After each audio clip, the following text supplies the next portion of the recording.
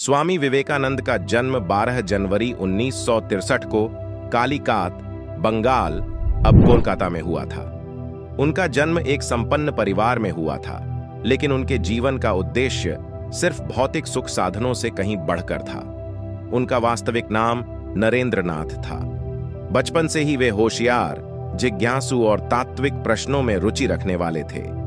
वे यह जानने के लिए हमेशा उत्सुक रहते थे कि जीवन का असली उद्देश्य क्या है और मनुष्य का वास्तविक स्वभाव क्या है।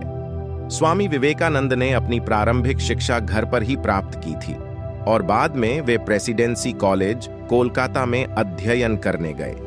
उनके जीवन में एक महत्वपूर्ण मोड़ तब आया जब वे रामकृष्ण परमहंस से मिले।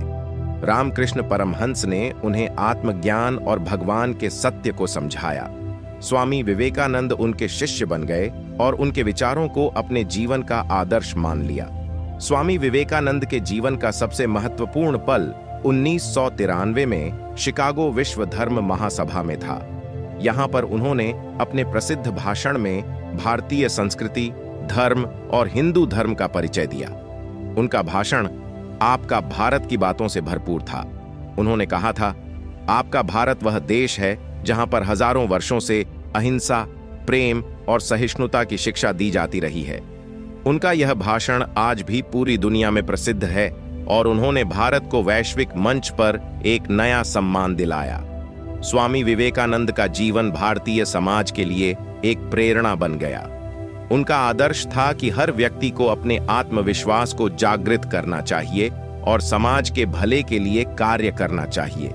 उन्होंने भारतीय समाज में व्याप्त जातिवाद, अंधविश्वास और अत्याचारों के खिलाफ भी आवाज उठाई।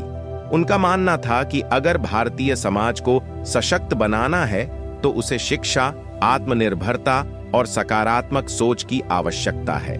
स्वामी विवेकानंद ने युवाओं के लिए प्रेरणा देने वाले अनेक उद्धरण दिए। उनका प्रसिद्ध उद्धरण, उठो, जागो और तब तक मत रुको जब तक लक्ष्य प्राप्त न हो जाए, आज भी युवाओं के लिए प्रेरणा का स्रोत है। उन्होंने भारतीय संस्कृति को समृद्ध बनाने और विश्व में भारत के आदर्शों को फैलाने के लिए अपने जीवन को समर्पित किया।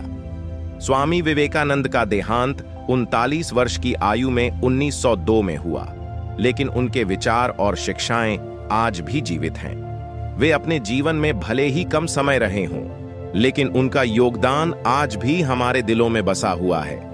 उन्हें श्रद्धांजलि देने के लिए उनकी जयंती 12 जनवरी को राष्ट्रीय युवा दिवस के रूप में मनाई जाती है।